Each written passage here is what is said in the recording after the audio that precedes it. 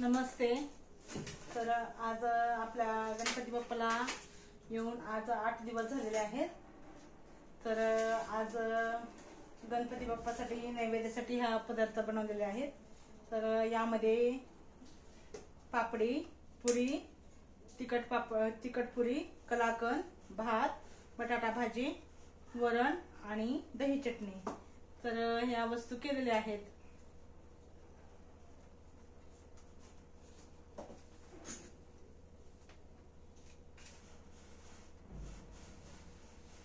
तर या वस्तू सर्व गणपती बाप्पासाठी नैवेद्य म्हणून ठेवलेले आहेत।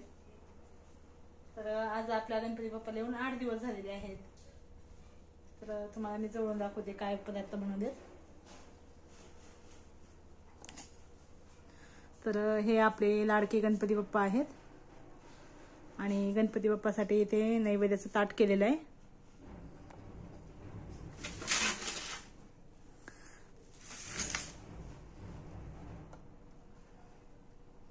तर हे बघा, हे नैवेद्याचं ताट आहे आणि ते आपले लाडके गणपती बाप्पा।